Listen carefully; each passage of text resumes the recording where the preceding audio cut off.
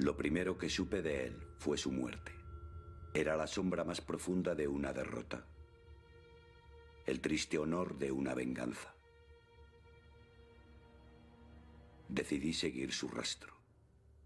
La curiosidad se convirtió en obsesión. Quedé atrapado.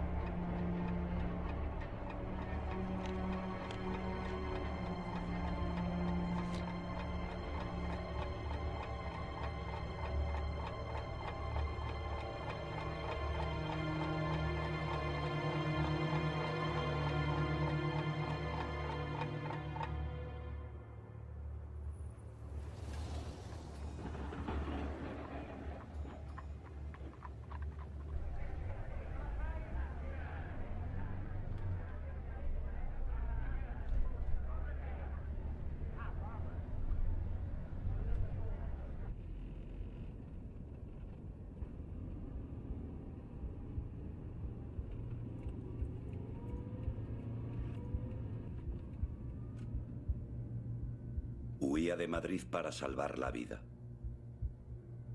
Le dijeron que en Valencia habría barcos para marchar al exilio, que nadie quedaría en tierra. Fue un largo viaje con el miedo secreto a no escapar.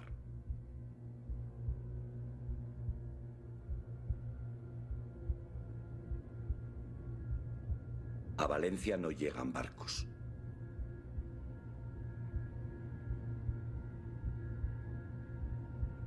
Le ordenan que siga hacia Alicante. Allí le espera un buque de la Mid-Atlantic. Cuenta los kilómetros, las horas, los minutos.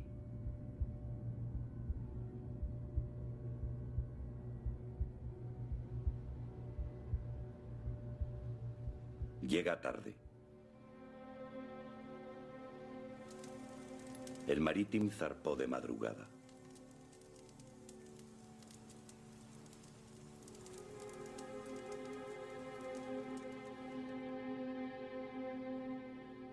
En los muelles la desolación, la incertidumbre, el miedo. Todos dicen que vendrán más barcos. El 31 de marzo, los minadores Marte y Vulcano cierran la bocana del puerto. La esperanza se derrumba.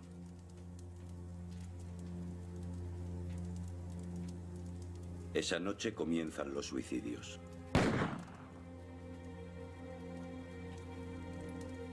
Él decide borrar sus huellas.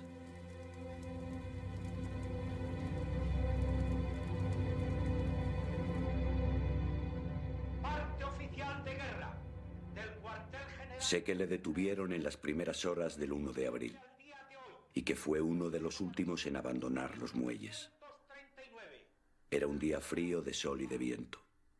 Un día irreal y extraño. Atravesó las columnas de soldados y obedeció la orden de incorporarse a una larga fila de prisioneros. Supo que comenzaba la cuenta atrás. Hablaban los vencedores. 1 de abril de 1939, año de la victoria. El generalísimo Franco. Lo condujeron a la plaza de toros de Alicante.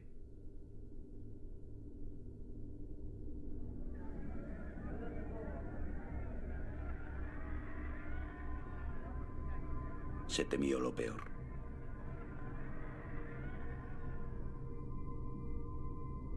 Entre los prisioneros algunos hacen méritos para salvar la vida.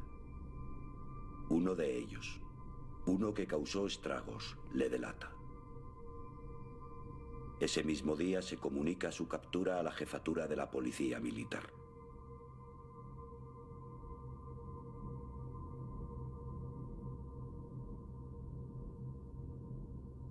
El 15 de junio de 1939 fue incluido en una expedición de prisioneros con destino a Madrid.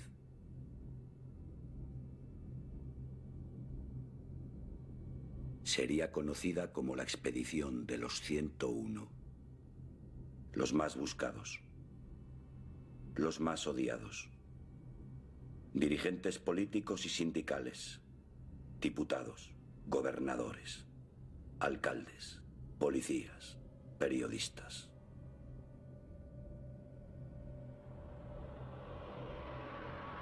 La expedición se detuvo en 4 ocasiones. En la última parada, en Quintanar de la Orden, los presentaron como trofeos de caza. A él le tocó la peor parte.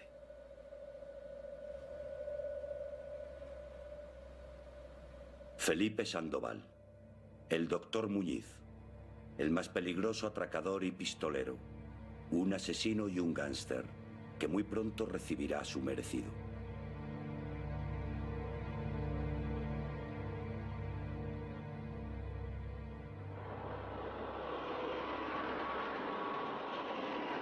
La madrugada del 16 de junio, los camiones se detuvieron en el número 36 de la calle de Almagro. En Madrid y en la segunda brigada de la División de Investigación Política, ante funcionarios del Cuerpo de Investigación y Vigilancia, como inspector y secretario habilitados para la práctica de estas diligencias, comparecen... Le ensuciaron los dedos de tinta. Le obligaron a responder quiénes eran sus padres, dónde había vivido, cuál era su profesión. Le obligaron a recordar quién era.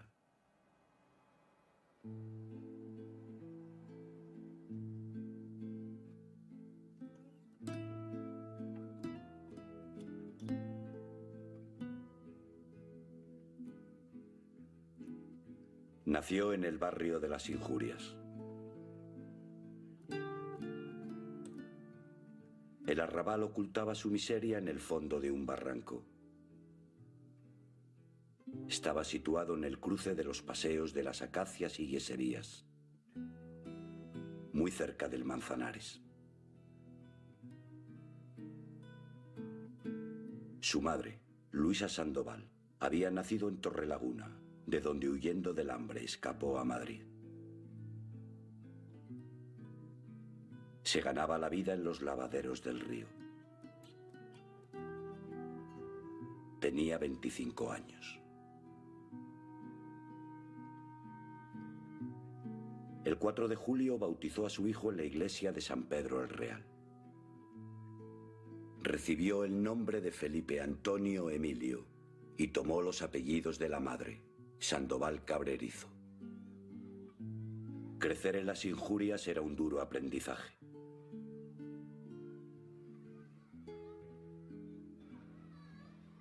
La caridad del asilo de hijos de lavanderas le daba de comer la mayoría de los días. Además del tazón de sopa, las monjas le enseñaron las primeras letras.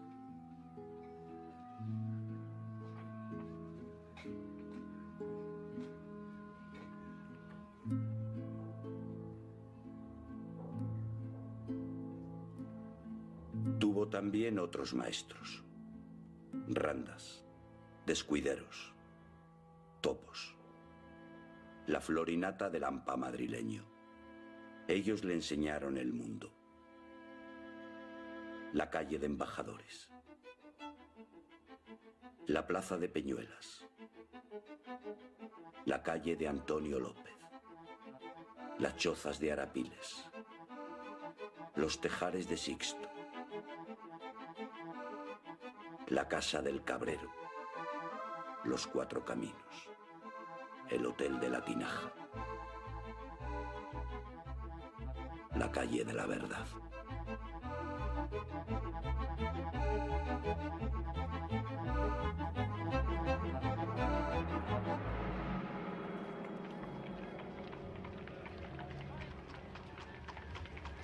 Cumplidos los 10 años, su madre puso fin a sus raterías y le obligó a trabajar.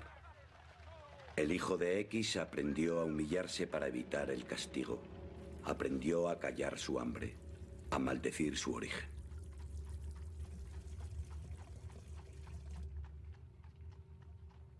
Fue chico para todo, pinche de cocina y camarero. Tenía 22 años cuando se colocó de mozo de comedor en el palacio del conde de Vilana. Su contacto con aquella clase privilegiada alimentó su impaciencia por huir de la pobreza y subir más rápidamente y más arriba en el oficio de servir.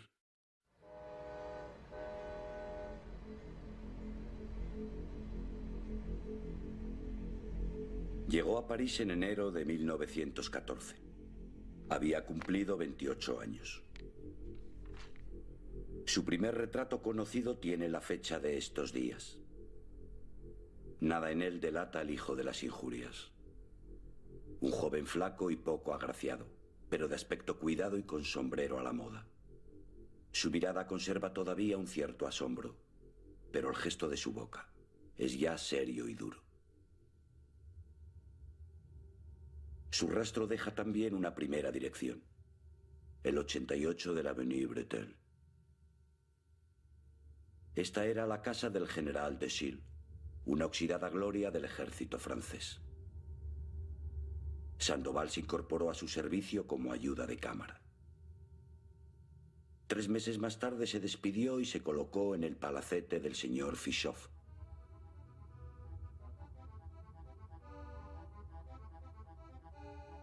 La calle Dumont-D'Urville era un lugar privilegiado, un hermoso mirador desde el que asistir al final de una época.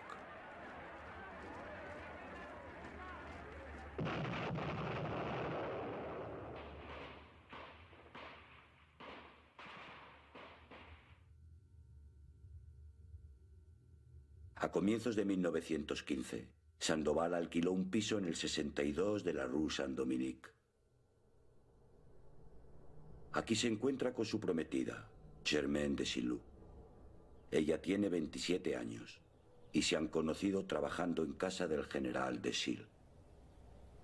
Aquel verano planearon unas vacaciones en el pueblo de Saint-Germain-en-Laye. Para sufragar los gastos, Germaine confió a Sandoval su talonario de cheques. Días después, una mujer haciéndose pasar por ella acude a las oficinas del banco y vacía la cuenta de ahorros. Cuando Germaine se da cuenta de la estafa y presenta la denuncia, Sandoval ha volado de la Rue Saint-Dominique. La policía no tarda en poner nombre a su cómplice. Dicen que se llama Marie Chilles, tiene 25 años y es su amante.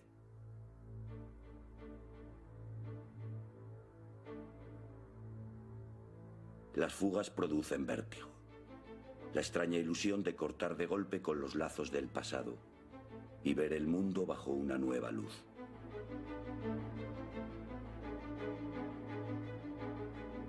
No puedo seguir sus pasos, nombrar las ciudades donde se refugiaban o los hoteles baratos donde se escondían. La pista de Sandoval y Marie Chilles se pierde entre los pliegues de un continente en guerra. No hay respuesta a cuáles fueron los motivos que llevaron al joven Sandoval a cometer la estafa y qué papel jugó en ello su amante, Marie Chilles.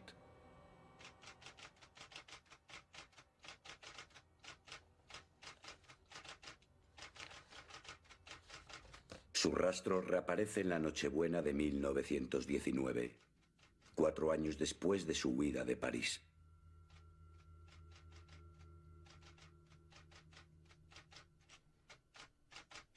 Con ocasión de encontrarse en la prisión de Barcelona por un delito de robo, planeó su fuga con otros elementos, previa a la construcción de un túnel, realizando este y siendo detenidos cuando se encontraban en la calle. La fuga formaba parte de un motín que todavía se recuerda por la salvaje furia con que fue sofocado. Durante 1 hora hubo un continuo golpear de espaldas y cabezas. Nunca supimos cuántos fueron los muertos, ni de quién eran los cadáveres que sacaron en las noches siguientes. Tampoco el número de heridos.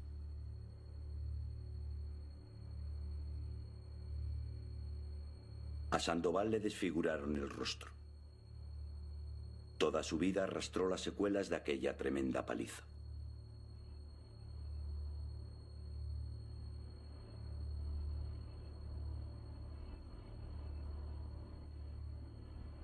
En estos días de dolor y rencor, Sandoval abrazó la idea. La doctrina anarquista de revolución social. La cárcel modelo de Barcelona era por entonces la mejor universidad de la acción revolucionaria. Cientos de anarquistas y sindicalistas cumplían condena entre sus muros.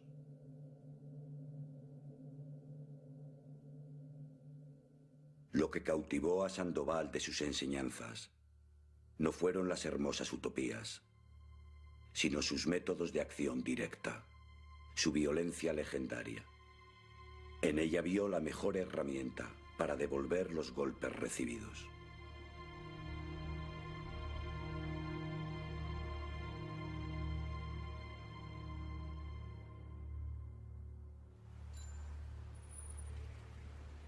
A finales de 1920, recuperó su libertad. Se aloja en una pensión del Carrer de la Riereta, en el barrio chino. Aquí habita la Barcelona proscrita y rebelde. Una corte selecta de putas, ladrones, vagabundos y anarquistas.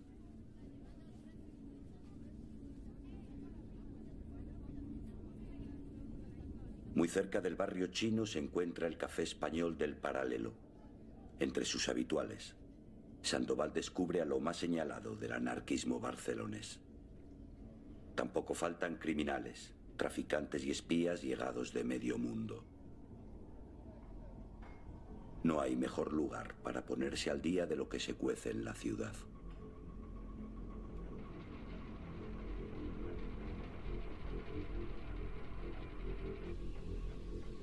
Barcelona es un hervidero de huelgas.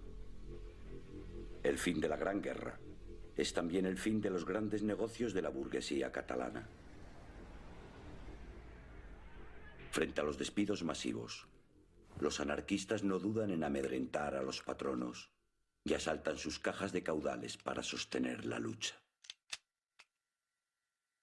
Todos los poderes de la ciudad están de acuerdo. Hay que destruir al sindicato anarquista, la CNT. El plan del gobernador, Severiano Martínez Anido, y de su jefe de policía, Miguel Arlegui, cuenta con el apoyo del presidente del gobierno, Eduardo Dato. El Sindicato Libre, una organización de corte católico, se encarga del trabajo sucio. Su sueldo lo paga la patronal catalana. Muy pronto la CNT cuenta con sus propios pistoleros. Sandoval es uno de ellos. Les llaman els homes d'acció. Y su líder es un joven camarero de Reus, Juan García Oliver. Lo que no tengo vergüenza en decir, lo que tengo orgullo en confesar. Los reyes de la pistola obrera de Barcelona. Vivíamos y actuábamos disgregados, pero hicimos una selección. Los mejores terroristas de la clase trabajadora, los que mejor podían devolver golpe por golpe, y al llegar al fin la victoria al proletariado, nos separamos de los demás compañeros, nos unimos y formamos un grupo anarquista, un grupo de acción para allá. contra los pistoleros, contra la patronal y contra el gobierno. Conseguimos nuestro objetivo. Les vencimos. Nuestros golpes fueron más duros, más a la cabeza, que los que ellos nos habían dado. La primera cabeza en caer fue la del presidente del gobierno, Eduardo Dato. La misma suerte corrió el cardenal Soldevila, acusado por los anarquistas de pagar de su bolsillo a los pistoleros de la patronal. En León cayó otro viejo enemigo, Francisco Regueral, exgobernador de Bilbao.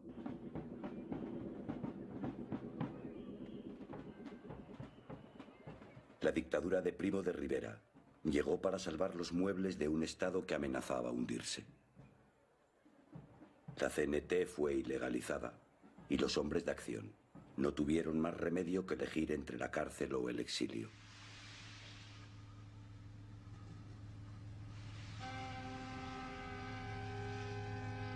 En 1924, París es el centro del anarquismo español. Sandoval se aloja en un hotelucho del Boulevard Ménilmontant, una barriada donde no faltan compatriotas.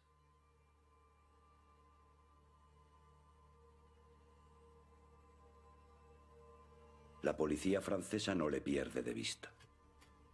A Sandoval se le conoce bajo el alias de Juan Nojo, el nombre que seguramente figura en sus papeles amañados.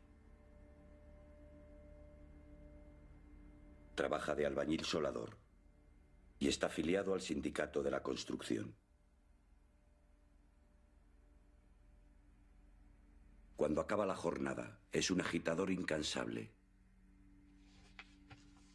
Compañeros, la hora de derribar a la dictadura ha llegado.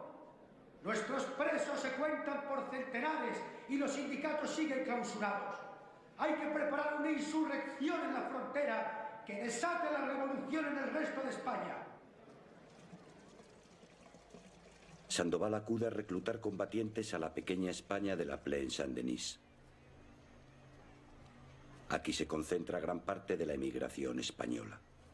Viven en condiciones muy precarias y sus simpatías oscilan entre el anarquismo y el comunismo, que se extiende con fuerza por toda Europa. Sandoval sabe cómo atraerlos al anarquismo. El grupo lírico teatral español es su mejor aliado.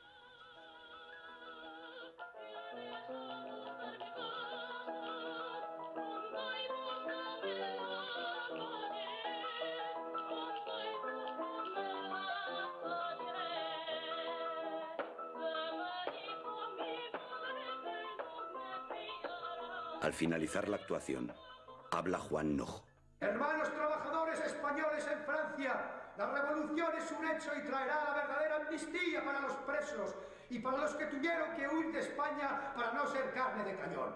La revolución llega para terminar con las payasadas macabras de los tiranos rufianes y canallas. ¡Abajo los tiranos indignos y asquerosos! ¡Viva la revolución!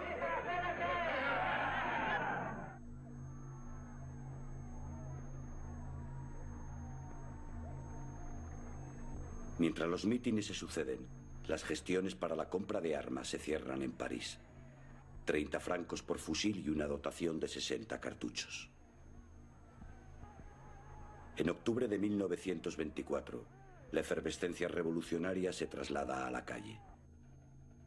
Los cafés y tabernas donde se reúnen los obreros españoles son ahora oficinas de reclutamiento. La contraseña para iniciar el movimiento debe llegar de Barcelona en forma de telegrama. En París, Lyon, Perpiñán, Marsella, en todas las ciudades donde existen agrupaciones anarquistas se espera con impaciencia.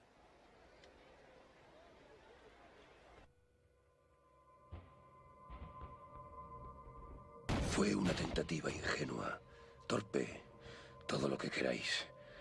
Pero había en esos hombres una gran pasión revolucionaria. Merecen por ello el respeto de todos. Fracasaron, eso es todo. Hemos fracasado tantas veces.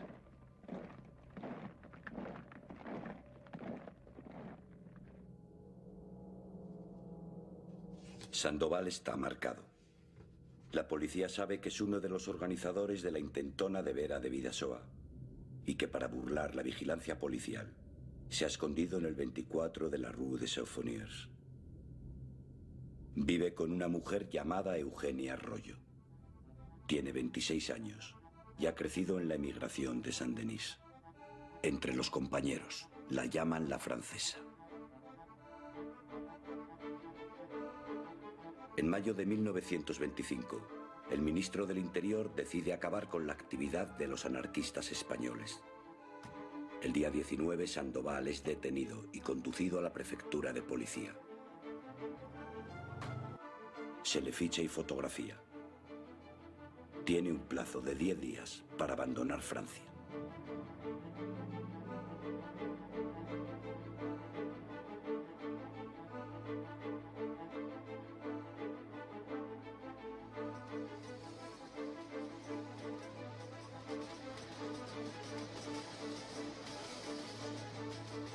La clandestinidad borra sus huellas. Su rastro junto a Eugenia aparece y desaparece.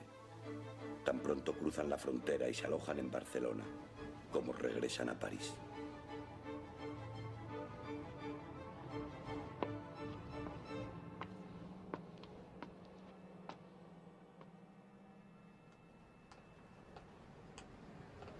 Su pista sale de nuevo a la luz en el Madrid de 1930.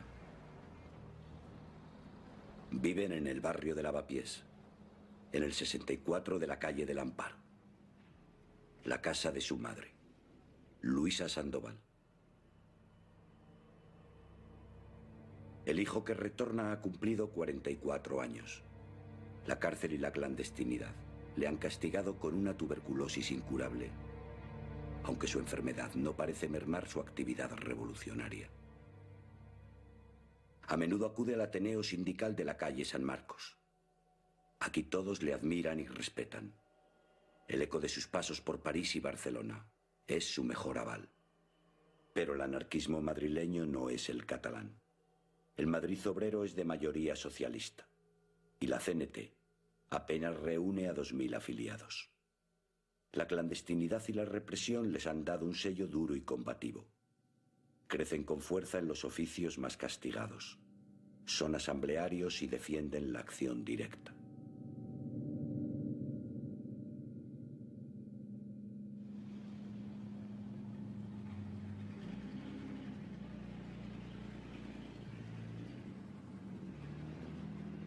El ambiente que se respira en la ciudad anuncia la llegada de un nuevo tiempo.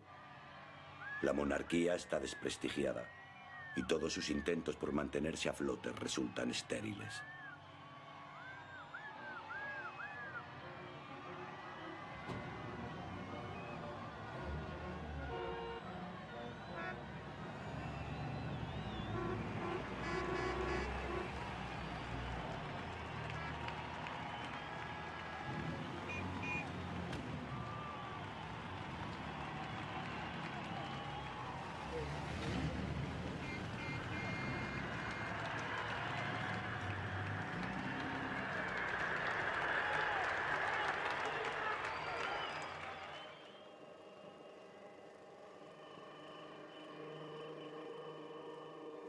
Sandoval no se hace ilusiones con la joven república. El gobierno de Azaña es un gobierno burgués y sus reformas no son más que migajas para distraer al pueblo de su verdadero objetivo, la revolución.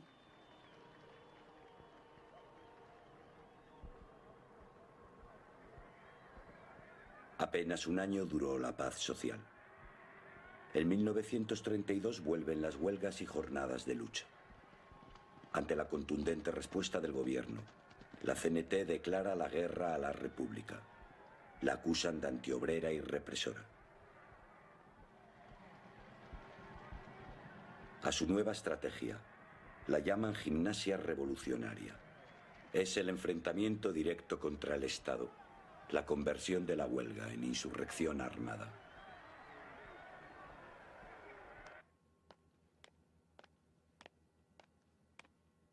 La vanguardia libertaria son los llamados grupos de defensa confederal. Palizas a esquiroles, sabotajes, fabricación de bombas, Atracos. Son el ejército en la sombra de la revolución anarquista.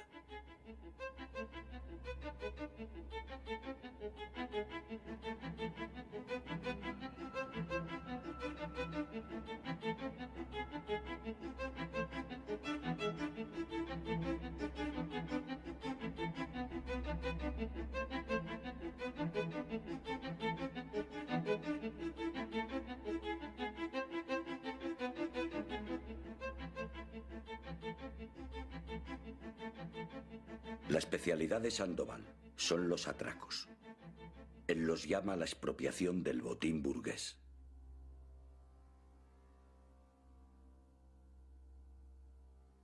Su primer golpe lo realiza en el domicilio de Agapito Velasco, un abastecedor municipal al que acusa de quedarse con dinero de los comedores de asistencia social. 2 hombres le acompañan. En la calle, un tercero les cubre la salida. Tras apoderarse de 35.000 pesetas, huyen en el automóvil, pero el portero de la casa apunta la matrícula y llama a la policía.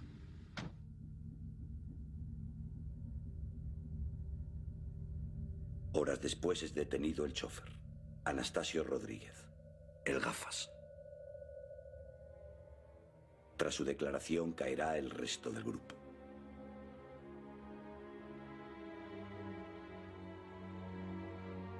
Solo Felipe Sandoval consigue escapar. Toda la prensa da la noticia y publica su vieja fotografía. Lo presentan como el gángster del momento, el enemigo público número 1. Su nuevo alias, Doctor Muñiz, se hace popular entre los madrileños. Felipe Sandoval, el Doctor Muñiz, tipo de lampa profesional, delincuente veterano, vividor, pícaro, aventurero. 2 meses más tarde forma un nuevo grupo y prepara su golpe maestro. Su objetivo es una céntrica oficina del Banco de Vizcaya. Se halla en la esquina de las calles Fuencarral y Manuela Malasaña.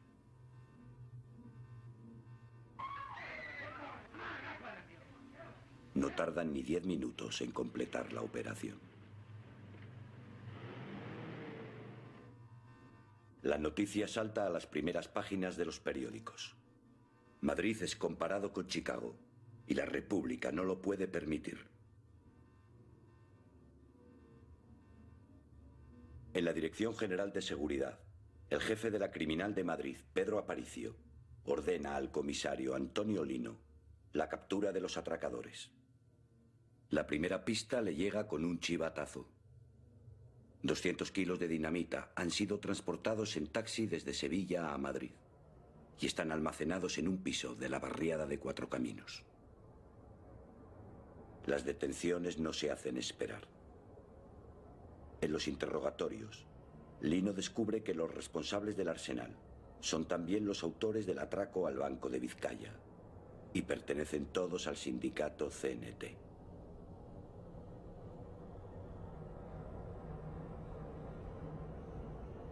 Los atracos que dirige el doctor Muñiz tienen un objetivo: aportar fondos al movimiento revolucionario que la CNT tiene previsto desatar próximamente en todos los rincones de España.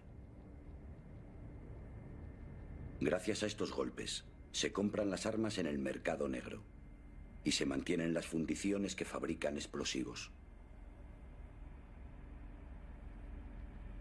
Otra parte del botín se destina a las ayudas para los familiares de los presos.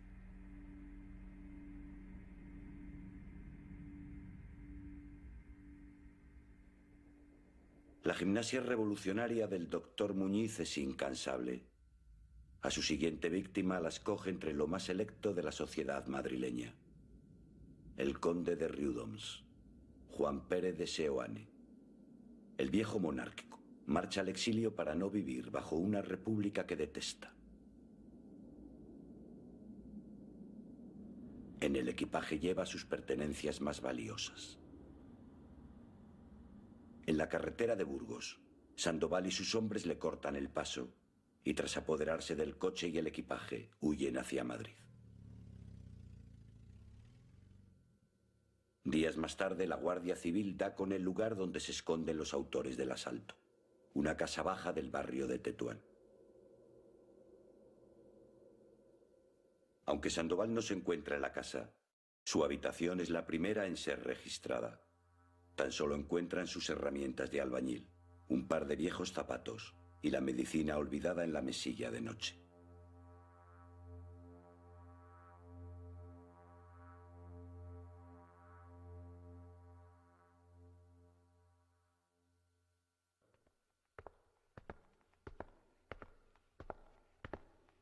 Su suerte se agota una semana más tarde. El 7 de diciembre de 1932, el doctor Muñiz es detenido en la estación de Atocha. El comisario Lino vive su momento de gloria.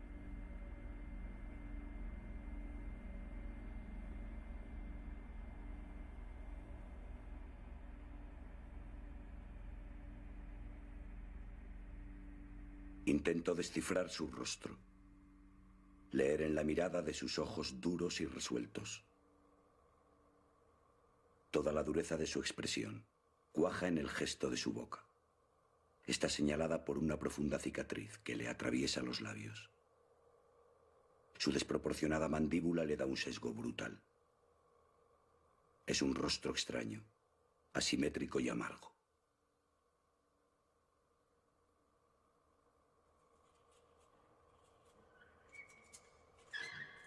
Le trasladaron a la cárcel de Colmenar, un viejo caserón con escasas medidas de seguridad. Necesitó pocos meses para preparar su fuga. El tiempo suficiente para recibir ayuda desde el exterior. Al abrir el oficial de la prisión el calabozo, se vio sorprendido por una sombra, que echándole rápidamente una manta por encima, le derribó al suelo. Y mientras esto ocurría, Felipe Sandoval, empuñando una pistola, consiguió fugarse de la prisión.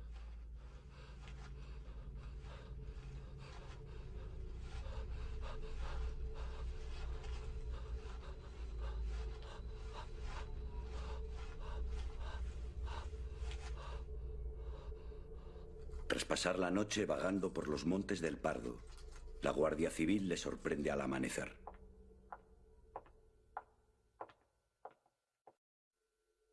Sabe lo que le espera. El inevitable cacheo en el centro de la estrella. El silencio de la celda y sus pesadillas. El mísero camastro. El chirrido de los cerrojos. Los recuentos.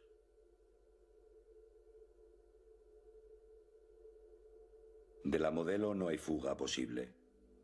Solo el triunfo de la revolución puede devolverle la libertad. Pero las derrotas se suceden.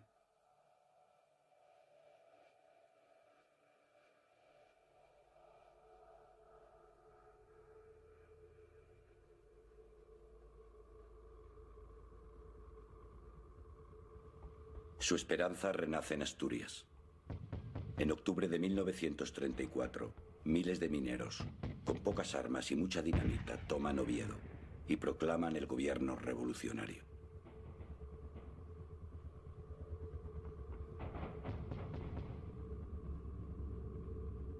El 20 de octubre son derrotados. Cientos de ellos son torturados y ejecutados. Los sindicalistas vuelven a llenar las cárceles. Sandoval los ve llegar. Y la revolución queda nuevamente aplazada.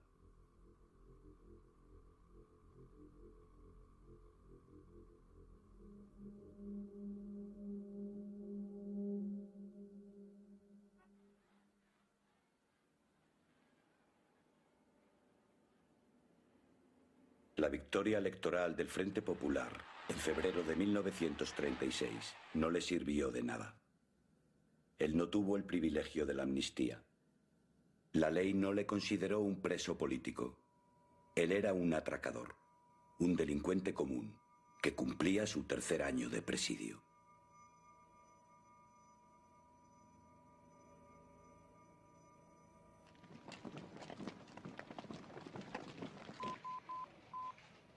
Todo Madrid vive envuelto en un rumor. El presidente Casares Quiroga dice tener la situación controlada, pero las noticias le desmienten. Sevilla, Pamplona, Zaragoza, Valladolid, Canarias. Casares Quiroga se derrumba. Ante el vacío de poder, las organizaciones obreras pasan a la acción. Pueblo de España en pie, mujeres, defended la vida de vuestros hijos, defended la libertad de vuestros hombres. Todos los sacrificios imaginables antes que consentir que triunfen las fuerzas que representan un pasado de opresión, un pasado de tiranía. Todos contra la reacción, todos contra... La respuesta es inmediata. Solo se oye una consigna.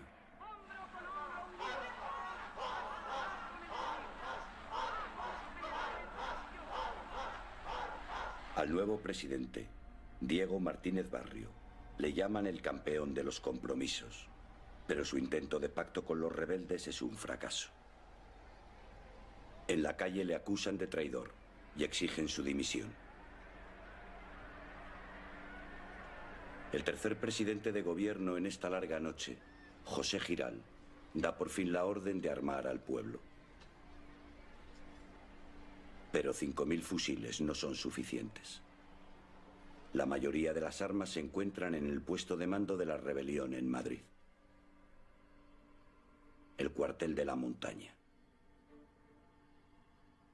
Todo el Madrid proletario rodea el cuartel. Albañiles de Cuatro Caminos, tranviarios del Cerro de la Plata, metalúrgicos del Pacífico, empleados del gas y la electricidad, botones, tipógrafos, camareros.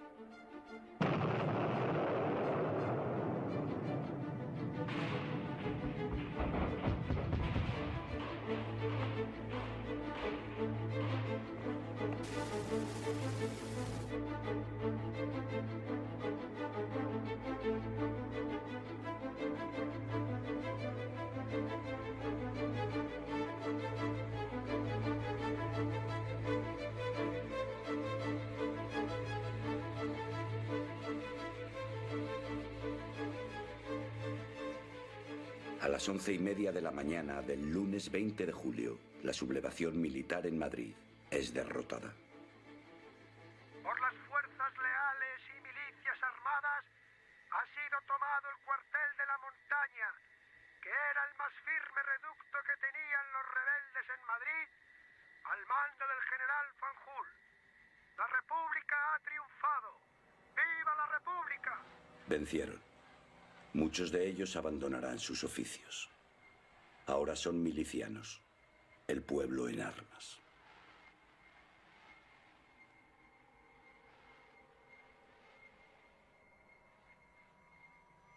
Los gritos de triunfo que Sandoval escucha desde su celda de la Cuarta Galería llevan la firma de la revolución. La esperada llave que por fin le abrirá las puertas de la cárcel.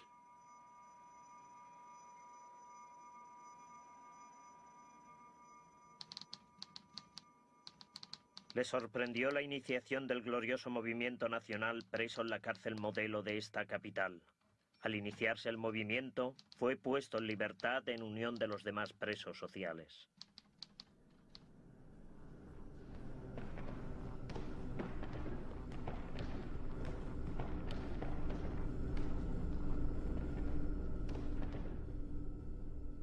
Lo destruyeron a golpes y luego le exigieron una confesión por escrito. El título se lo dictaron. Informe de mi actuación durante el tiempo que ha durado la guerra hasta el fin. Me ponen en libertad 15 días después de haber estallado el movimiento. Salimos en 2 camiones y se nos deja en el paseo de Ronda.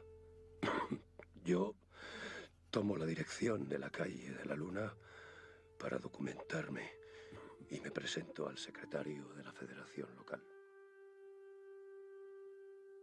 El Madrid que observa Sandoval ha cambiado de piel. En los palacios de los aristócratas se reúnen ahora los consejos obreros. Fábricas y negocios son incautados. También se asalta el poder de Dios. A Sandoval le cuesta creerlo.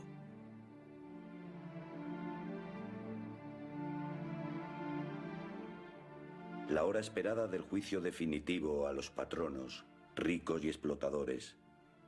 La hora de aniquilar para siempre el viejo orden burgués. Por fin ha llegado.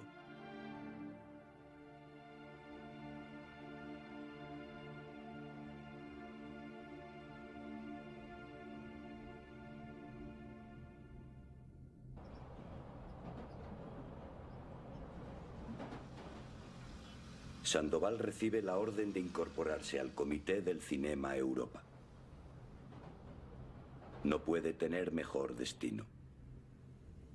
El cine de la calle Bravo Murillo es uno de los centros más importantes del anarquismo madrileño. Incautado en las primeras horas de la revolución, es ahora cuartel de milicias confederales y ateneo libertario.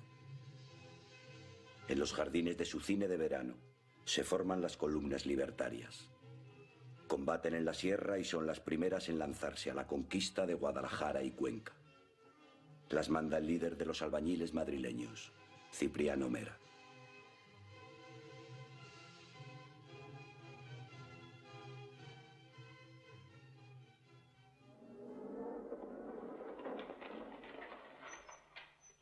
La misión de Sandoval en el Europa es la lucha de retaguardia.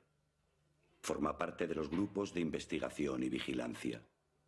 La policía de la revolución. Ingreso en el grupo de Germán Clemente. Efectuamos algunas incautaciones de géneros en diferentes sitios de Madrid, así como registros.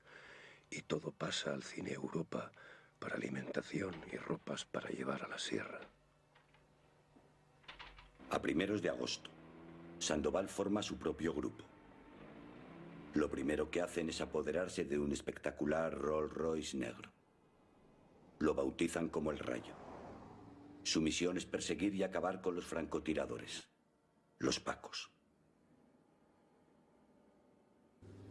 Me encargaron averiguar el paradero del teniente del Hierro, que salía en coche y nos había hecho algunas bajas en el sector de Cuatro Caminos. Conseguí la pista de su señora, que estaba en la calle Velázquez 55. Y luego vinieron a decirme que se había descubierto el coche en la Colonia del Retiro.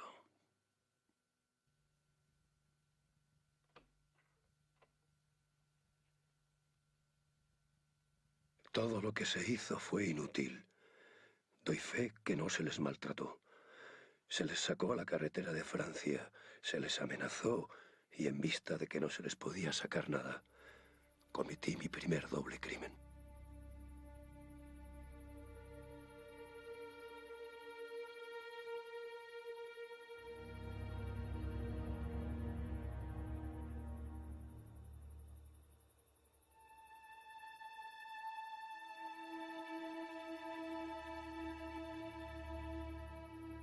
A la justicia que aplica Sandoval, los madrileños la llaman el paseo. En las madrugadas del verano de 1936, los paseados aparecen desperdigados por las hondonadas de la Casa de Campo, la Dehesa de la Villa o la Pradera de San Isidro.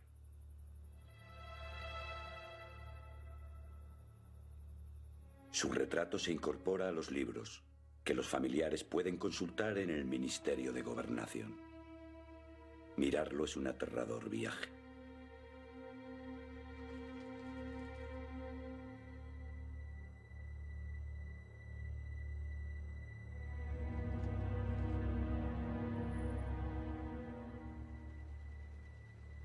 El gobierno asiste impotente a la revolución. Publica decretos que no obedece nadie, ni siquiera su propia policía, que sufre una profunda depuración.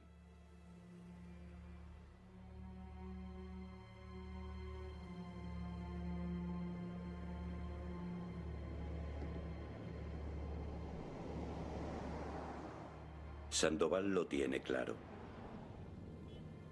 El pueblo se toma la justicia por su mano. El pueblo no puede confiarse en nadie. Ni puede, ni debe, ni quiere. La justicia es esta: hacer lo que él quiera, lo que mande, lo que imponga.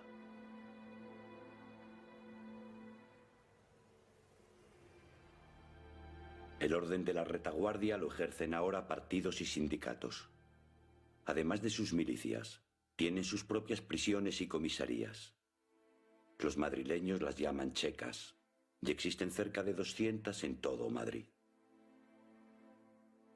Las checas son la expresión de una nueva justicia, aquella que tiene por divisa la máxima Vox Populi, Suprema Lex.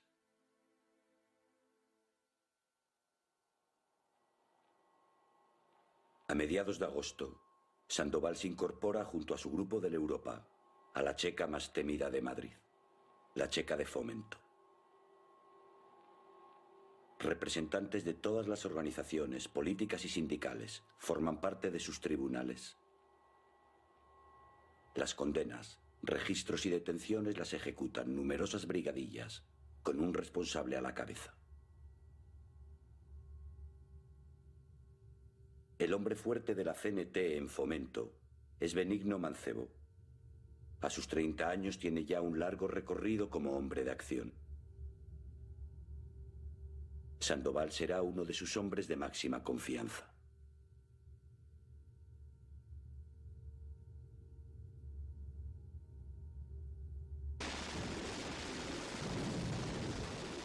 El día 14 de agosto, los legionarios del coronel Yagüe toman Badajoz.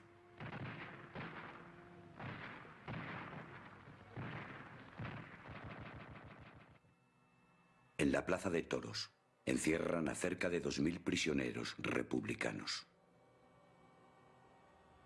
La mayoría son fusilados y sus cadáveres quemados. Las noticias llegadas de Badajoz a Madrid se unen a otras parecidas que llegan de la llamada España Nacional. Sevilla, Córdoba, Granada, Zaragoza, La Coruña, León.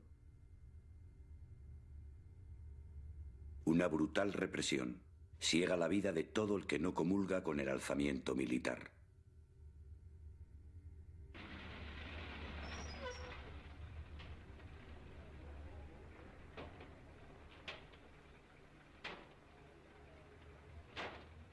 A la matanza de Badajoz decidió responder el Comité de Fomento. Se acuerda en Fomento hacer un registro en la cárcel Modelo y se me designa a mí. Y yo, acompañado de Santiago Alíquez, voy a ver al entonces director de seguridad, Manuel Muñoz, y lo autoriza al medio. O sea, después de comer nos presentamos en la cárcel.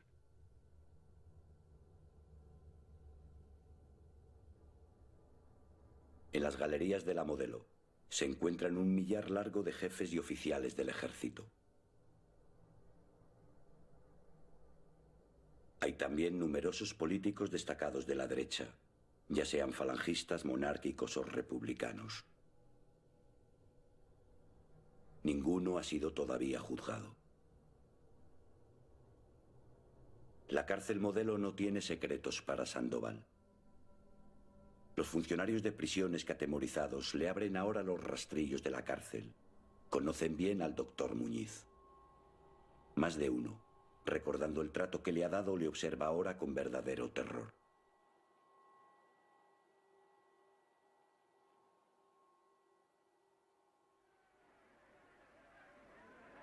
Al día siguiente, el 22 de agosto, continúan los registros.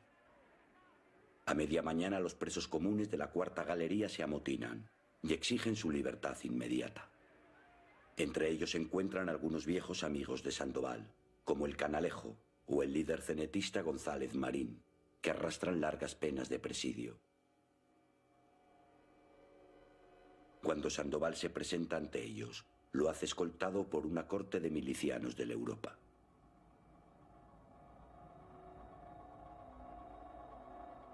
A duras penas consigue hacerse oír. Promete a los presos su libertad inmediata a cambio de incorporarse a las milicias confederales. En su arenga, exige a los presos su colaboración para exterminar a los fascistas en sus madrigueras. Mientras Sandoval es aclamado, un incendio se desata en la leñera de la cárcel. A la voz de fuego se armó un lío imposible de imaginar. Entramos dentro para ver de sofocar lo que se pudiese, y poco faltó para que no saliésemos nadie. Llegó la noticia de que nosotros nos habíamos quedado dentro, y se vinieron milicias de todas las barriadas, y hubo por parte de no sé quién que dijo que se escapaban los fascistas, y se desbordaron las pasiones.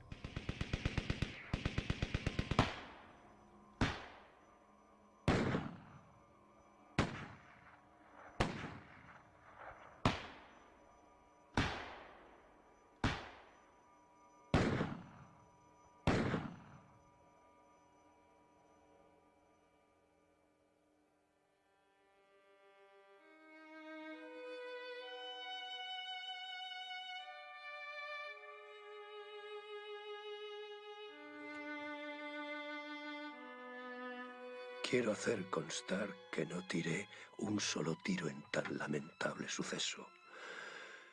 Lo que juro ante Dios y ante los hombres que me tienen que juzgar. Resulta extraño oír el nombre de Dios en boca del doctor Muñiz. Tal vez diga la verdad y no participó directamente en la matanza, pero no hay dudas que fue él quien dio la orden de quemar la cárcel.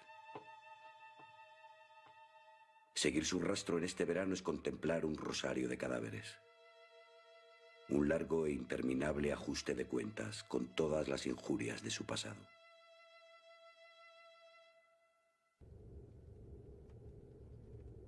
El 1 de septiembre llama a las puertas de la casa de los hermanos Mugiro, conocidos banqueros madrileños de simpatías falangistas.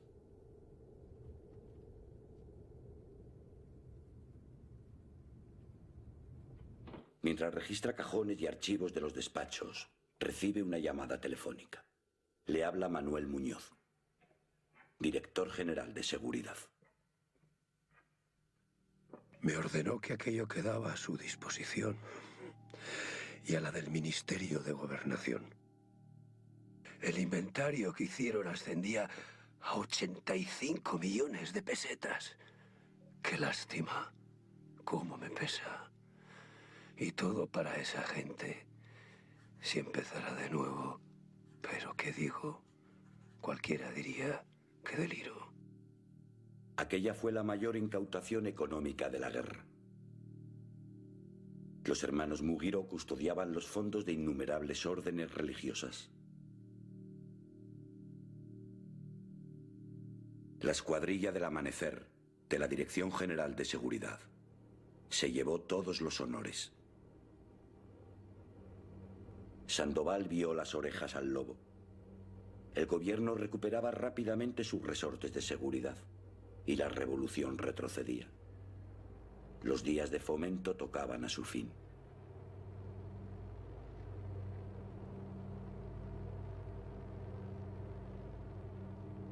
Sandoval visita a menudo el Café Moca de la calle Alcalá. Grita y discute.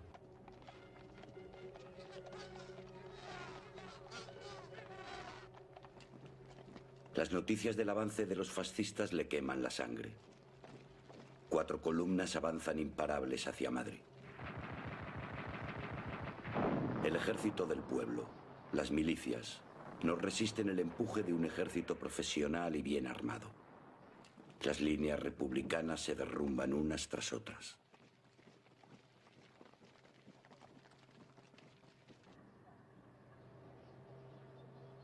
Lo que más le altera es que el general Mola presuma de tener una 5ª columna infiltrada en Madrid.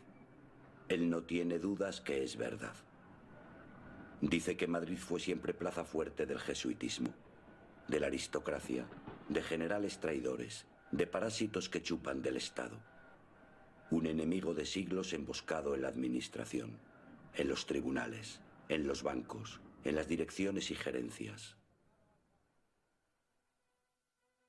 El director del diario Ahora, Manuel Chávez Nogales, escucha a Sandoval con el alma en vilo. Los anarquistas somos la hostia, compañero. Sabemos retorcernos el corazón si hace falta para cumplir nuestro deber revolucionario. Lo que esos jovencitos comunistas que presumen de coraje no se atreven a hacer. Aquí está el viejo Felipe, anarquista, dispuesto a hacerlo en bien de nuestros sagrados ideales, aunque el corazón se me salga por la boca.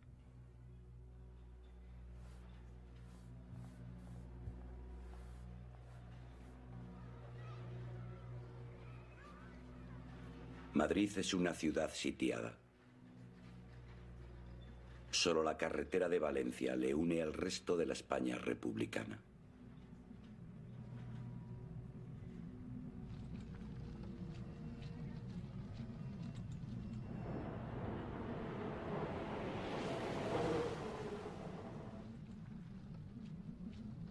Mientras la prensa de medio mundo anuncia su caída inminente, el día 4 de noviembre se forma un nuevo gobierno.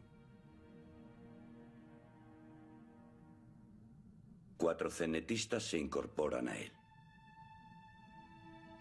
A Sandoval le cuesta creerlo. Juan García Oliver, su viejo compañero de tertulia en el Café Combat de París. El legendario hombre de acción, fundador junto a Durruti y Ascaso del mítico grupo Los Solidarios, es ahora ministro de Justicia. La primera decisión del Consejo de Ministros, abandonar Madrid y trasladarse a Valencia, le parece una vergüenza y, lo que es peor, una traición.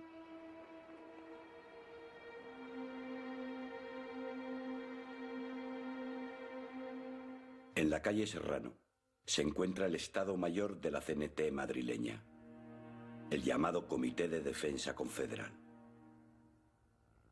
Su secretario y hombre clave del anarquismo madrileño es Eduardo Val. Él es quien informa a Sandoval de la nueva situación. El general Miaja ha recibido la orden de defender Madrid a toda costa, pero ni siquiera sabe con qué fuerzas puede contar. También preside una junta de defensa, formada por representantes de todas las organizaciones, incluida la CNT. La consejería que más interesa a Sandoval, la de Orden Público, la dirige el joven comunista Santiago Carrillo. Su primera decisión ha sido clausurar la Checa de Fomento y centralizar bajo su mando todos los servicios de investigación y vigilancia.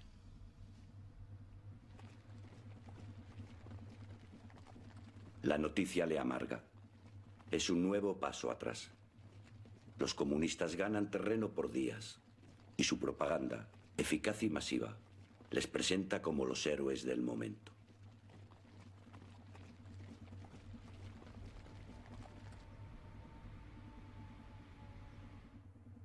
Eduardo Val le tranquiliza. Si los comunistas disponen de la Consejería de Orden Público, los anarquistas se han hecho con los servicios de inteligencia del Estado Mayor de la Defensa, los llamados servicios especiales. También controlan numerosas comisarías de policía. La más importante, la de Buenavista, que abarca el barrio burgués por excelencia, el barrio de Salamanca, está en sus manos. Aquí, en el corazón de la quinta columna, es donde se precisan los servicios del doctor Muñiz. Su primer objetivo es un viejo conocido, Gabriel Rebollo, el médico de la cárcel Modelo. Le acusa de ser un quintacolumnista protegido por la embajada noruega. Un testigo incómodo de la situación de los presos derechistas, que debe ser silenciado. Vimos que subía a un coche con la bandera noruega y lo seguimos hasta la calle de María de Molina, donde, cortándole el paso, lo detuvimos.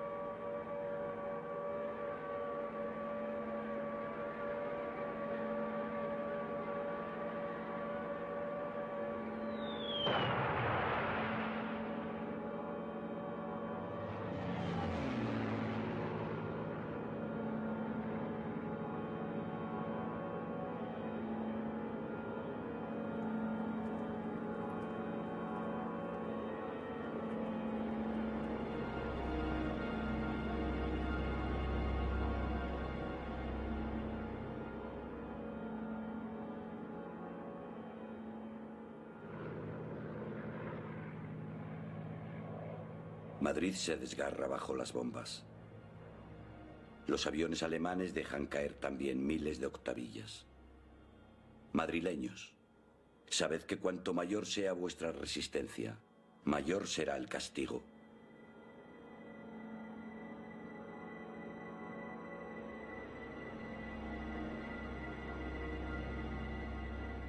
El barrio de Salamanca es la única zona de la ciudad respetada por Franco. Allí buscan refugio muchas familias a las que la guerra ha dejado sin casa. Sandoval, junto a su mujer y su madre, se instala en un piso incautado por la CNT en el número 41 de la calle Jorge Juan. Esta será su casa durante el resto de la guerra.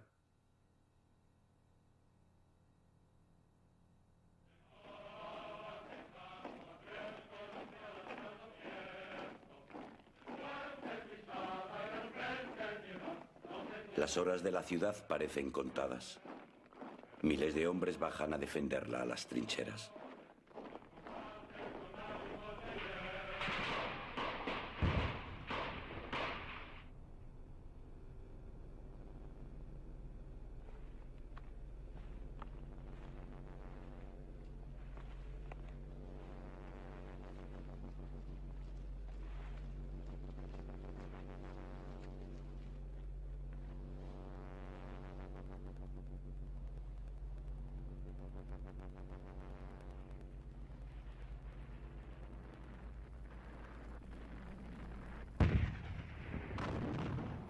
En la casa de campo, la quinta bandera de la Legión se lanza al asalto de la ciudad.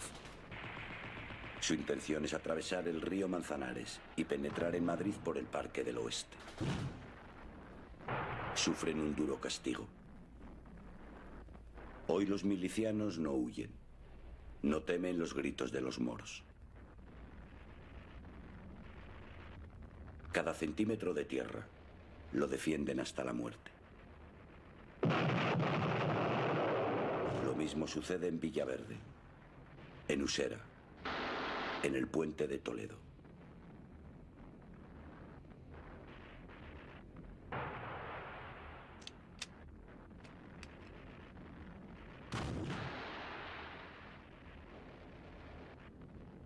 Madrid resiste.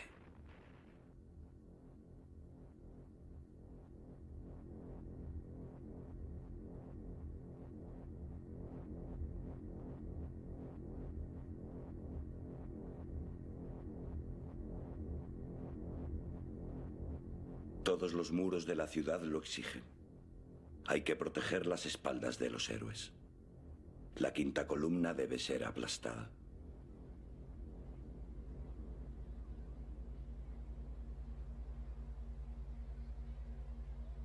Cerca de 5.000 prisioneros, acusados de fascistas, se encuentran todavía en las diferentes cárceles madrileñas. Si Madrid cae, Franco dispondrá de un importante refuerzo en el interior de la ciudad. Sandoval no descansa.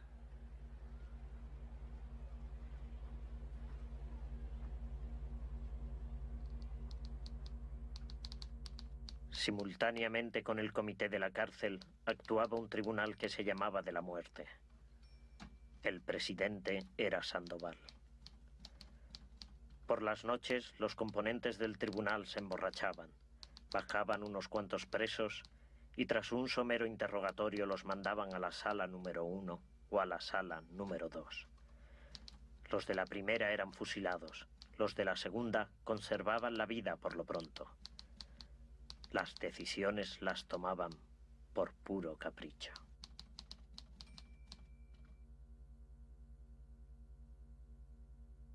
La carrera judicial del viejo pistolero anarquista no conoce barreras. Él mismo se encarga a menudo de hacer cumplir sus propias sentencias. Sandoval faltaba muy pocas noches, llevando una lista a la celda de los recluidos diciéndoles: manos arriba, tira pa'lante que has dejado de ser fascista, llevándose diariamente 2 tandas de 30 y tantos o 40.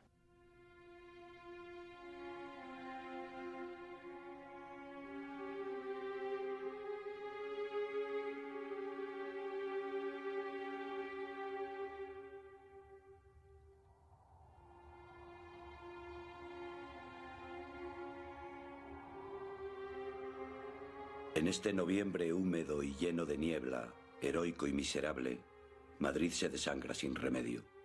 En todos los rincones la muerte se hace rutina, como el hambre o el frío.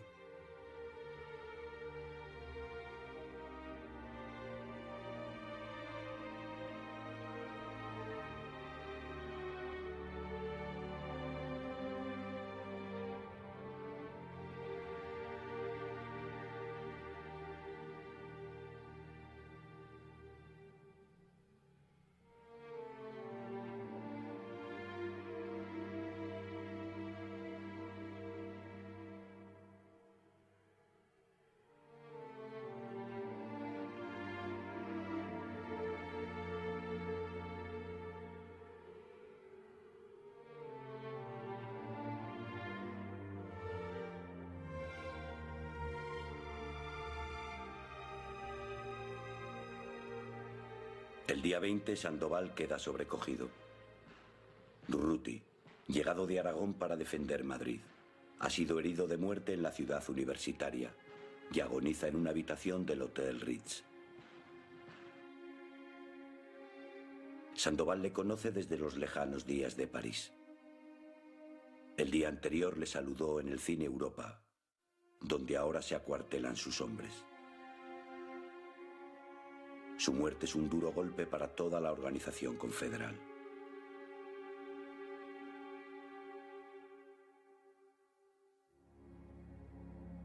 El paso de los días lo confirma. Madrid no cae. A finales de enero de 1937, las columnas del general Varela han agotado sus reservas de hombres.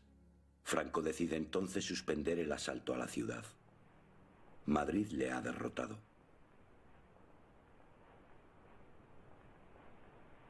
En el mes de junio, Largo Caballero es sustituido por el doctor Negrín al frente del gobierno. Los anarquistas pierden todos sus ministerios. El apoyo más fuerte del nuevo gobierno son ahora los comunistas, que garantizan nuevos envíos de armas desde la Unión Soviética. Madrid vive su hora rusa y Sandoval ve declinar definitivamente el sueño revolucionario anarquista.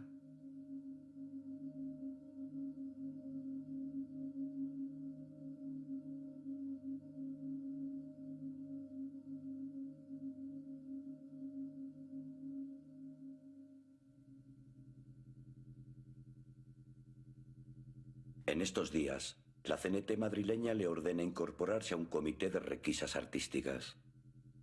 Le acompañan 2 expertos. Con ellos recorre los ateneos libertarios, donde se acumulan numerosas obras de arte procedentes de las incautaciones de iglesias y palacios. A todo lo que el técnico decía que valía, se le ponía un número de orden, especificando de dónde procedía. Y después iba una camioneta y lo íbamos llevando a la calle de la Luna.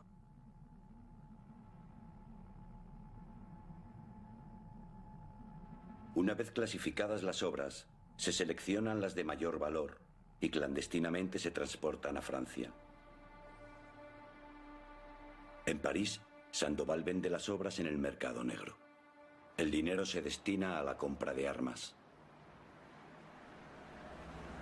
Fueron 8 meses los que permaneció en el comité de requisas. Yo, lo mismo que un tal Sancho, no éramos partidarios de que una riqueza tan enorme y, sobre todo, un pasado de la grandeza de España pasase a manos de judíos mercaderes por un puñado de plata.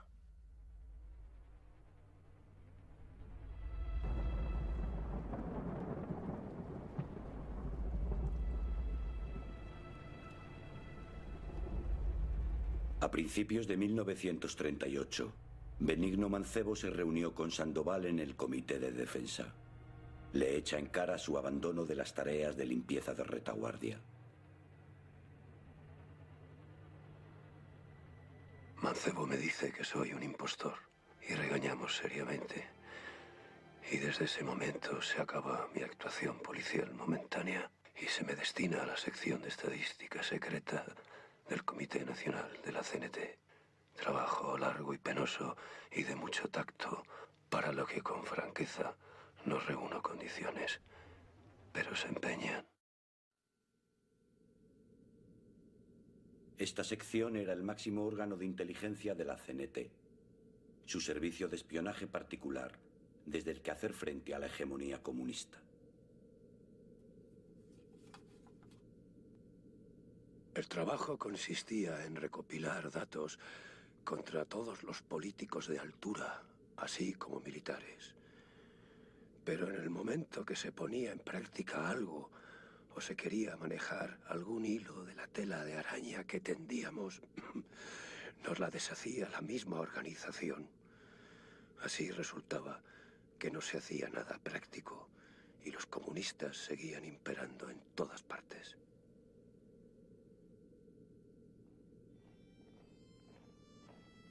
Mientras Sandoval ejerce su nuevo oficio de espía, la guerra se pierde.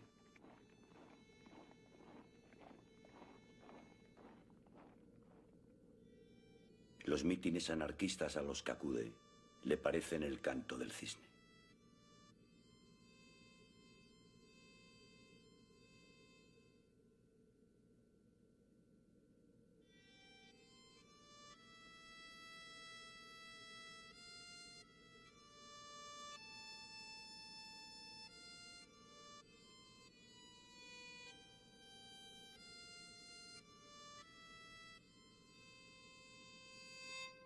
A sus 52 años, Sandoval es ya un hombre envejecido y gravemente enfermo.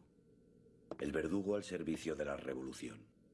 El que estaba dispuesto a cumplir su misión aunque el corazón se le saliera por la boca. Se siente cansado y solo quiere que le dejen en paz. Ha dado mucho más de lo que se le puede pedir.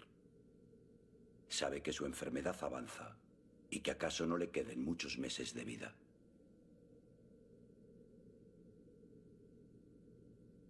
No tiene salida. Le ordenan seguir matando. Matar a compañeros. Le dicen que son traidores, oportunistas que tomaron el carné de la CNT para salvar la vida, y ahora que vienen las cosas mal dadas, corren a vender sus servicios al enemigo. Es un trabajo de depuración en los medios confederales. Pero esto es muy penoso, al menos para mí, que me inhibo en lo posible y lo consigo hasta última hora. La última hora tiene un nombre: Florian Ruiz Egea, un conocido archivero y bibliotecario afiliado a la CNT. Su misión principal durante la guerra ha sido peritar las numerosas bibliotecas incautadas.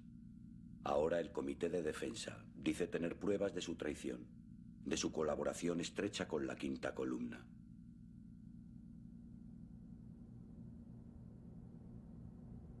Valorar una fabulosa biblioteca fue la trampa que le tendieron. Florian no sospechó nada cuando le condujeron al antiguo colegio de huérfanos de correos y telégrafos.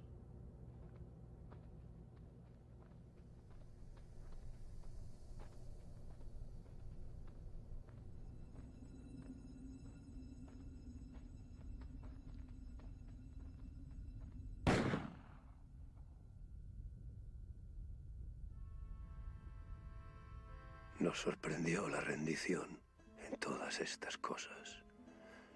No sé si se me habrá olvidado algo, pero aquí estoy para contestar y responder con mi palabra y con mi vida, presto a darla porque merezco se me quite.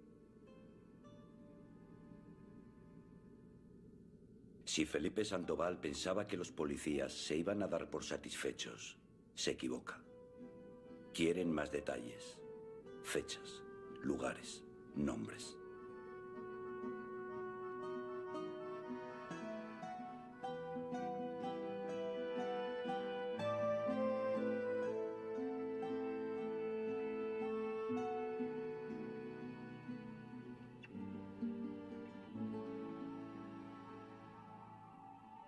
La voz de que Sandoval se va de la lengua se corre por las celdas. Es un peligro mortal para muchos de sus compañeros. ¿Qué esperas conseguir traicionándonos, canalla? Es que no tienes dignidad. ¿Qué aguardas para morir como un hombre tirándose por la ventana? Traidor. ¿Cómo no te mueres de vergüenza de ti mismo, cabrón?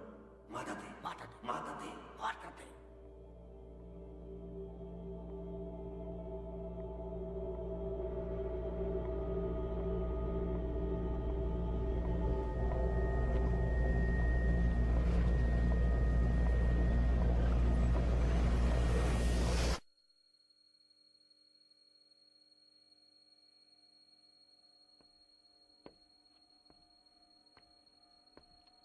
No les dio opción a los hombres que tenían que juzgarle. Él fue su propio juez y su verdugo, el asesino de sí mismo. Su vida fue la pasión de una venganza, el único y triste honor de las injurias. Nadie reclamó su cadáver. El 6 de julio de 1939, Felipe Sandoval fue enterrado en una tumba de tercera del Cementerio del Este.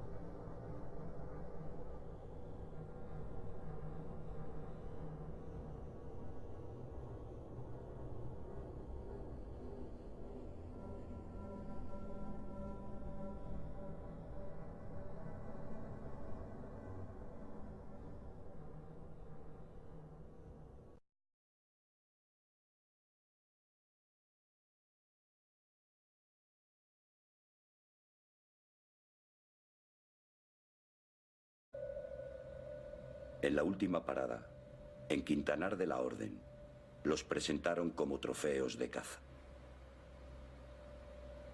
A él le tocó la peor parte.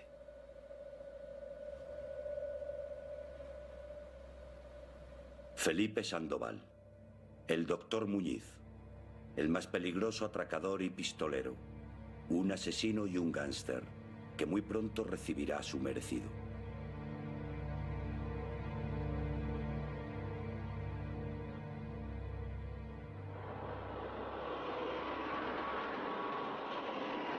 La madrugada del 16 de junio, los camiones se detuvieron en el número 36 de la calle de Almagro.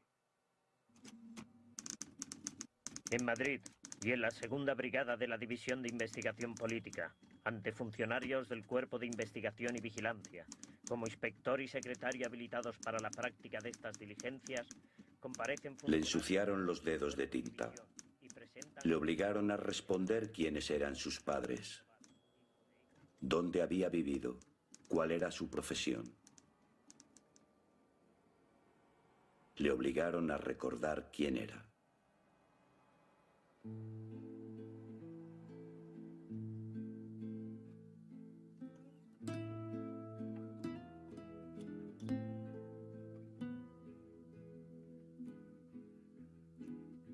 Nació en el barrio de las Injurias.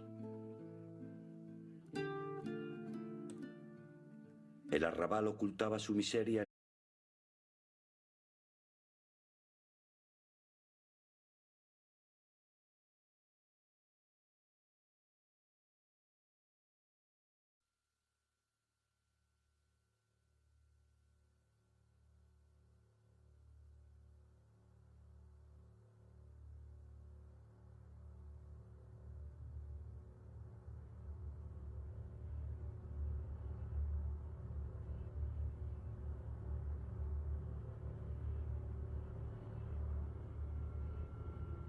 Lo primero que supe de él fue su muerte. Era la sombra más profunda de una derrota. El triste honor de una venganza. Decidí seguir su rastro. La curiosidad se convirtió en obsesión. Quedé atrapado.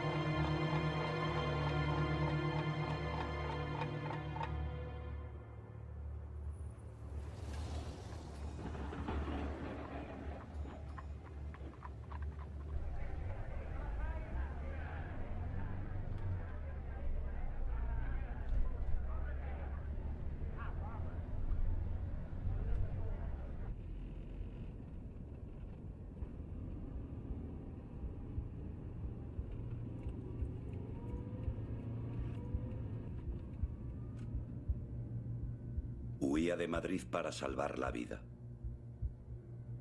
Le dijeron que en Valencia habría barcos para marchar al exilio, que nadie quedaría en tierra. Fue un largo viaje con el miedo secreto a no escapar.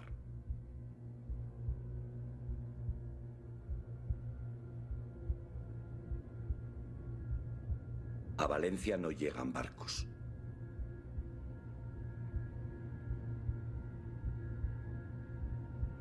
Le ordenan que siga hacia Alicante.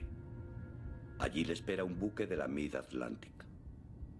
Supo que comenzaba la cuenta atrás. Hablaban los vencedores. 1 de abril de 1939. Año de la victoria. El generalísimo Franco. Lo condujeron a la plaza de toros de Alicante.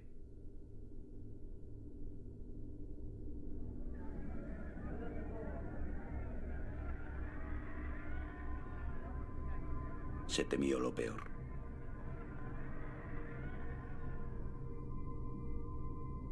Entre los prisioneros algunos hacen méritos para salvar la vida. Uno de ellos, uno que causó estragos, le delata. Ese mismo día se comunica su captura a la jefatura de la policía militar.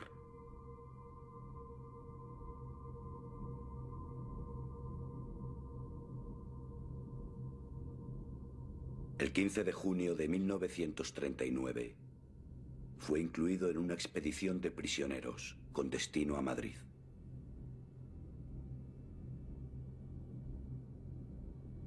Sería conocida como la expedición de los 101. Los más buscados, los más odiados, dirigentes políticos y sindicales, diputados, gobernadores, alcaldes, policías, periodistas.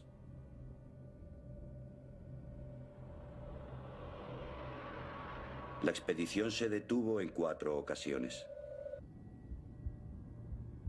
Cuenta los kilómetros, las horas, los minutos.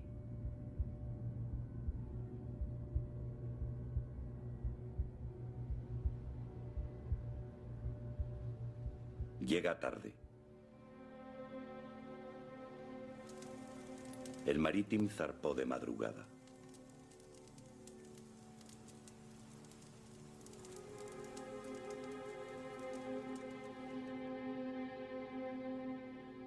En los muelles la desolación, la incertidumbre, el miedo.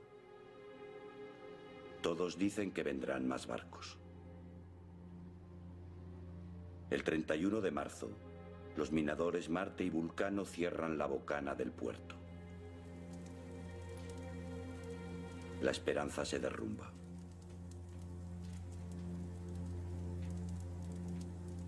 Esa noche comienzan los suicidios. Él decide borrar sus huellas.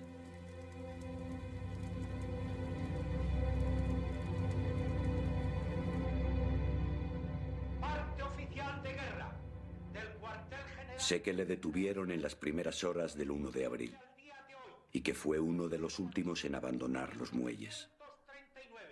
Era un día frío de sol y de viento. Un día irreal y extraño. Atravesó las columnas de soldados y obedeció la orden de incorporarse a una larga fila de prisioneros.